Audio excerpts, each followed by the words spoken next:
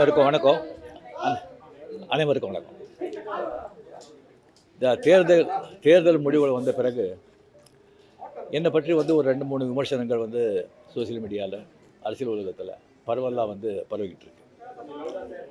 அதுக்கு நான் விடை கொடுக்கலன்னு சொன்னால் அதே உண்மை ஆகிடும் அப்படின்னு ஆகிடும். நான் நேற்று பெங்களூர் போகும்போது நீங்கள்லாம் இங்கே வந்திருப்பீங்க, ஏர்போர்ட்டில் யாரோ வந்திருப்பீங்க. அங்கே நீங்கள் கேள்வி கேட்பீங்க, அது விடை கொடுத்துலான்னு இருந்தேன். அப்போ நீங்கள் யாரும் அங்கே இல்லை. அதுக்கு அப்படியே பெங்களூர்லேருந்து திரும்பி வரும்போது கூட அங்கே மீடியா யாருமே இல்லை. அதுக்கப்புறம் 18th கேரளா ஷூட்டிங் இருந்தது சொல்லியிருந்தாங்க. அப்போ நான் விடை கொடுத்துடலாம் அப்படின்னு நினச்சேன். நீங்கள் அங்கே வரலன்னா கூட முதல்ல சொல்லிவிட்டு அங்கே வர சொல்லி விடை கொடுத்துடலாம்னு நினச்சேன். அது ஷூட்டிங் போஸ்ட்போன் ஆகிடுச்சு. ஸோ இங்கே ரொம்ப இன்னும் தள்ளக்கூடாது அப்படின்னு சொல்லி உங்களெல்லாம் நான் கூப்பிட்ருக்கேன். ஃபஸ்ட்டு தேர்தல் முடிவுகள் வந்த உடனே நான் ஸ்டாலின் சாரை போய் பார்த்தது. அது கொஞ்சம் விமர்சனங்கள் வந்தது. ஸ்டாலின் சார் அவர்களே என்னுடைய 38-40 ஆண்டு நண்பர். எங்களுடைய நட்பு கொள்கைகள் அரசியலுக்கு அப்பாற்பட்டது.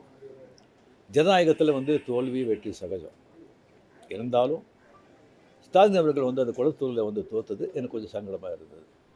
அதுக்காக ஒரு நண்பனுங்கிற முறையில், நட்பு முறையில் அவரை போய் நான் பார்த்தேன். அதுக்கு நான் இங்கே விஜய் சிஎம் ஆகக்கூடாது, பவருக்கு வரக்கூடாது, அதை தடுக்கிறதுக்கு ரஜினி அங்கே போயிருக்காங்க, வேறு ஏதோ 2 பெரிய பார்ட்டியை சேர்க்கணும்னு சொல்லி பேசுகிறாங்க அப்படின்னு சொல்லி விமர்சனங்கள் வெளியே வருது. அந்த சூழ்நிலையில் அதெல்லாம் பேச முடியுமா? அப்படி பேசுகிற ஒரு தரங்கெட்ட ஆள் ரஜினிகாந்த் இல்லை. அது தெளிவுபடுத்துகிறாங்க. ரெண்டாவது நான் அவர் வாழ்த்து சொல்லலை. ஏர்போர்ட் போகும்போது வாழ்த்து சொல்லலை. அவர் ஜெயித்த உடனே எக்ஸ் தளத்தில் என்னுடைய வாழ்த்துக்களை தான் அவருக்கு பதிவிட்டார். நான் 2016 அரசியல் வர்றேன்னு சொன்ன பிறகு நான் ஏர்போர்ட்டுக்கு போகும்போது யூஸ்வலாக அங்கே இருக்கிறவங்க அந்த போர்டிங் கார்டு வாங்கிறதுக்கு இருப்பாங்க. அவங்களுக்கு கேட்குறது தான் வழக்கம், மீடியா யாராவது இருப்பாங்களா அப்படின்னு. அதே இதில் மீடியா யாராவது இருப்பாங்களான்னு கேட்டேன். பெங்களூர் போகும்போது மீடியா யாரும் இல்லைன்னு சொன்னாங்க. சரின்னு சொல்லி நான் போயிட்டுருக்கும்போது திடீர்னு ஒருத்தர் ஒரு மீடியா ஆள் மாதிரி தெரியல எனக்கு. ஒரு சின்ன ஃபோன் வச்சுக்கிட்டு விஜய் ஒரு முதலமைச்சர் இருக்கார் அப்படின்னு சொன்னாங்க. நான் என்ன டக்குன்னு ஷாக் ஆகுது. மீடியா மாதிரியே தெரியல எனக்கு. ஃபோன் வச்சுக்கிட்டு நான் அப்படியே பார்த்து சிரிச்சு நான் போயிட்டேன்.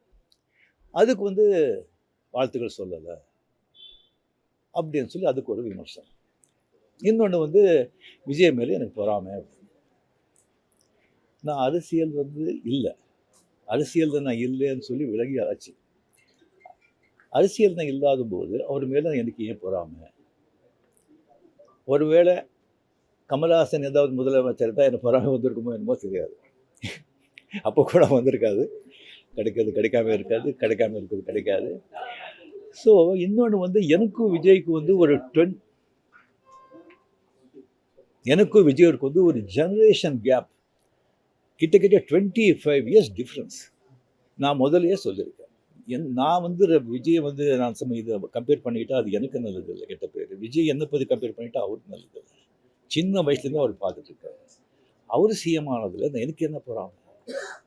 அது இவ்வளோ சின்ன வயசில் 52 வயசில் எம்ஜிஆர் என்டிஆர் சாதனை பண்ணுறதை விட அதை விட ஜாஸ்தி. கம்ப்ளீட்டாக சென்டர் பிஜேபி எவ்வளோ பெரிய பவர்ஃபுல் சென்டர். இங்கே 2 பெரிய கட்சிகளை எதிர்த்து தனி ஆளை ஜெயிச்சிருக்காங்க. அது நம்ம சினிமா இண்டஸ்ட்ரியிலேருந்து. எனக்கு அது பொறாமை இல்லை, ஒரு ஆச்சரியம் கலந்த ஒரு சந்தோஷம்.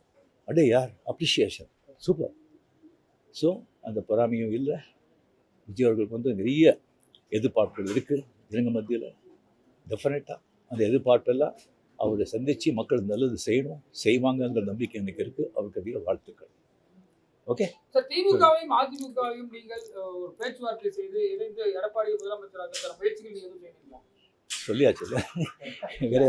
உங்க ரசிகர்கள் என்ன சொல்றாங்கன்னா, நீங்க கட்சி ஆரம்பிச்சா நீங்க சிஎம் ஆயிருக்கலாம், கால சூழ்நிலை ஆகலன்னு ஒரு வருத்தப்படுறாங்க. சில பேர் சொல்றாங்க.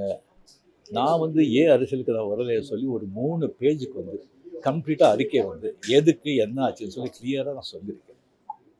அது தெரிஞ்ச பிறகு அவங்க சொல்றாங்க சொன்னாங்க அந்த ஆர்டிக்கல் இருக்கும், இல்லை சொல்ல வரல. அது தெரிஞ்ச பிறகும் ஏன் வரல அப்படின்னு சொன்னாங்கன்னா எனக்கு ஒன்றும் சொல்ல தெரியுது. இனிமே உங்க ரசிகர்களை கட்டமைக்கிறதுல என்ன மாதிரி இருக்கும்? நான் முதலே சொல்லியாச்சு. அவங்க எந்தெந்த பார்ட்டி எந்தெந்த விஷயம் பண்ணுறீங்களோ அதை நீங்கள் தாராளமாக நீங்கள் போங்க அப்படின்னு முதலே நான் சொல்லியாச்சு. எத்தனை மாட்டி நான் சொல்கிறேன், நீங்களே சொல்லுங்கள். ஆக்ட் பண்ணுறாங்களே சொன்னால் அரசியல் வேறு, ஆக்ட் பண்ணுறது வேறு. ஆக்டிங் வச்சோன்னா ஹெல்த் வந்து எப்போ இதாவது நான் ஆக்ட் பண்ணலாம் நீங்கள் வரலாம். அப்படி அதை பாதிச்சுக்காத ஒரு ப்ரொடியூசர் பாதிப்பாங்க. அரசியல் விமர்சனம் பெரிய ரெஸ்பான்சிபிலிட்டி. கோடி கோடி மக்கள், அவ்வளோ ஈஸி இல்லை. இப்போ நேற்று கமல் சார் வந்து சந்திச்சு 6 கோரிக்கை விட்டுருக்காரு திரையுலகத்தை பத்தி. நீங்க வந்து சிஎம் சந்திச்சு திரையுலக பத்தின கோரிக்கைகள் ஏதாவது முன்வைக்கிறதுக்கு ஐடியா இருக்கா? இல்லைங்க, இப்போ வந்து சினிமா இண்டஸ்ட்ரியிலேருந்து நடிகர் சங்கம் போயாச்சு, ப்ரொடியூசர் கவுன்சில் பார்க்க போகிறாங்க, கமலும் போயாச்சு. மறுபடியும் வந்து சும்மா சம்பிரதாயக்கமான போய் பார்க்கறது எனக்கு பிடிக்காது. முதல் முறையா ஆட்சிக்கு வந்திருக்கக்கூடிய விஜய் அவர்களுக்கு உங்களுடைய அறிவுரை ஆலோசனை என்ன? எதிர்பார்ப்பு ரொம்ப ஜாஸ்தியாக இருக்குங்க. டெஃபினட்டாக பூல் செய்வாங்க நம்பிக்கை எனக்கு இருக்குது. பட் ஒன்று, மக்கள் நம்ம வந்துட்டு ஒரு 2 வருஷம் அவரை விட்டுருணும். 2 வருஷம் விட்டுருணும். இன்னொன்று வந்து அவருடைய தொண்டர்களாகட்டும் ரசிகர்களாகட்டும் ஜாகிரதையாக வந்து நடந்துக்கணும். இந்த சென்ஸ் அவர் என்ன தப்பு பண்ணால் கூட அது ஸ்ட்ரைட்டாக விஜய்க்கு தான் பாதிக்கும் அப்படிங்கிறத அவன் மனசில் வச்சுக்கணும்.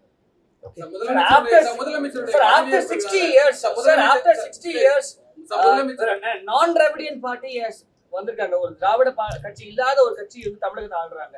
இது என்ன மாதிரியான இம்பாக்ட் கிரியேட் பண்ணணும்? சரிங்க, ஒரு 60 ஆண்டுகள் பார்த்துட்டாங்க. ஒரு மாற்றம் தேவை. அந்த மாற்றத்துக்கு கரெக்டாக வந்து விஜய் வந்தாங்க. அது வரும்போது கம்ப்ளீட்டாக சினிமா புகழ் 100% சினிமா புகழ் வந்து அவ்வளோ வந்து ஒரு கை கொடுத்துருக்கு. இளைஞர்கள், லேடிஸு அண்ட் சோஷியல் மீடியா அது நல்ல ஒர்க் ஆகிருக்கு. ஓகே, ஏற்கனவே முதலமைச்சருடைய பதவியேற்பு விழால நீங்க சிறப்பு விருந்தினராக கலந்துருக்கீங்க. விஜய் பதவியேற்கும் போது உங்களுக்கு அழைப்பு வந்தீங்களா? நீங்க கலந்து கொள்ளாத போதும் அது ஒரு சமூக வலைதளங்களில் சில கருத்துக்களை முன்வச்சிருந்தாங்க. முதலமைச்சர் அந்த ஏற்ப விழா ஸ்வேரிங் எங்கே நான் எதில் கலந்துருக்கேன் நான்? ஏன்னா எதுலையும் கிடையாது. சிறப்பு உங்களுக்கு அழைப்பு வந்திருக்கு. இன்னும் ஸ்வேரிங்கன்னே பண்ணலைங்க. அது அழைப்பு நான் வந்து 96 தான் கலைஞர் இருக்கும்போதே நான் வந்து அப்போ நான் போகல. 15 டேஸ்க்கு அப்புறம் நான் வெளியே போயிருந்தேன். 15 டேஸ்க்கு அப்புறம் வந்த பிறகு கலைஞர் சார் கேட்டார், உங்களை பார்க்கணும், நான் வரட்டா நீங்கள் வரீங்களா? ஐயோ நானே வரேன்னு சொல்லி அவர்கிட்ட போய் நான் வாழ்த்துக்கள் சொன்னேன். அப்படி நேரடியாக வந்து மக்கள் வந்து மாற்றம் வேணுன்றதை இந்த தேர்தல் மூலியமா உணர்த்திருக்காங்க. 2001 நீங்க தேர்தல் கட்சி வச்சிருந்தா வெற்றி பெற்றுக்கலாம் என்ற ஒரு சொல்லப்படுகிறது. அது வந்து தவறுவிட்டுமோன்னு நினைக்கிறீங்களா? இல்லை, 100% வெற்றி பெற்றுப்பாங்க, அதில் டவுட்டே கிடையாது. பட் ஆனால் அந்த பஸ் மிஸ் பண்ணிட்டீங்கன்னு நினைக்கிறீங்களா? வேறு கொஸ்டின் சார், இந்தியா லெவலில் இருக்கிற பிஜேபி தமிழ்நாட்டில் வந்து ஒரு சீட் வருது, என்ன காரணம் சார்? சாரி, நான் அதுக்கெல்லாம் நான் answer okay, thank you very much. My heartily congratulations to Vijay. Definitely a lot of expectation is there for people. Definitely, I hope, I wish he will fulfill that. Thank you. ஒரே ஒரு விஷயந்தான் கொஞ்சம் தவறாச்சு. Swearing வந்து last ஜெயலலிதாவுடைய ஒரே ஒரு swearing வந்து நான் போயிருந்தேன். அவர் வந்து நான் வர்றதுக்கு வந்து அவர் ஆசைப்பட்டார் அப்படிங்கிறதுக்காக நான் போயிருந்தேன். அது மிஸ் பண்ணிட்டேன். அது கிளியர் பண்ணேன்.